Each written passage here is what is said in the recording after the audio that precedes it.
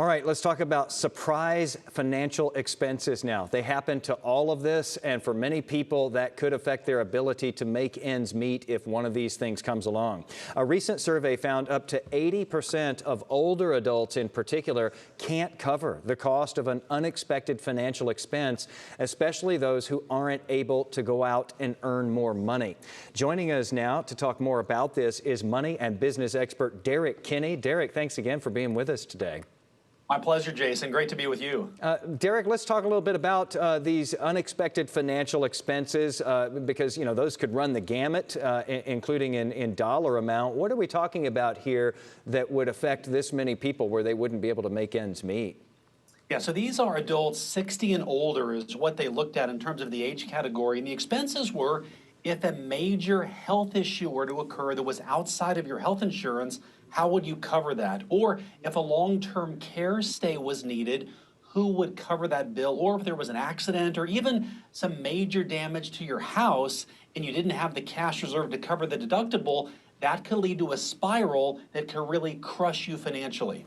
All right, so for someone who has left the workforce, and that's why this hits this age group particularly hard, how do they handle a surprise financial expense, Derek? Because it's not like they can go, well, I'll just work extra this week.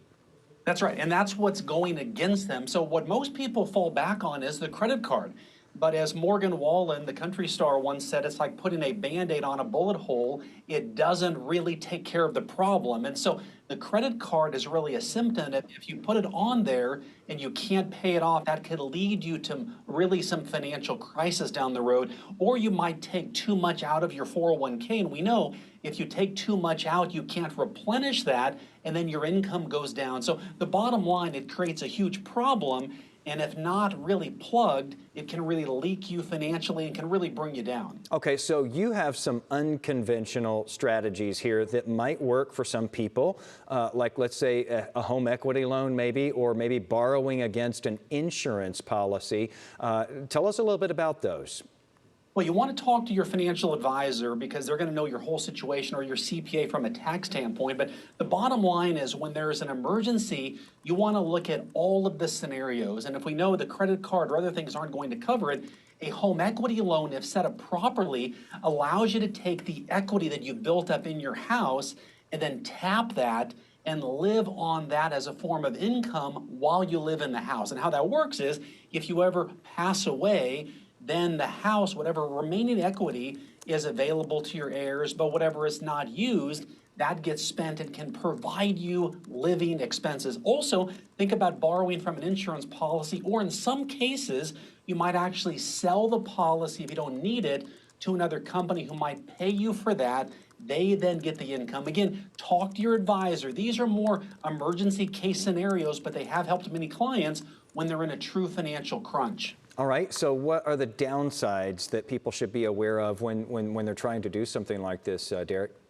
Well, the bottom line is scams. We've heard of financial scams over the past couple of years, and smart people fall for these. And I want to help our viewers avoid that situation. So you want to make sure if you do a home equity loan or like a reverse mortgage, that it's a reputable company. Ask for references. Ask them to give you examples of how they have helped other people, but also have your kids go with you. Have some friends verify that what you're hearing is correct, because these are irrevocable decisions. If you make that mistake, it can really hurt you and hurt the next generation, and we want to prevent that from happening to you. All right, a lot of people, though, in sort of those tight conditions, Derek, where, you know, all it takes is one curveball to really throw them off. So some good advice there this afternoon. Derek Kinney, who wrote the book, Good Money Revolution. Thanks again for being with us here today. My pleasure, Jason. Thank you.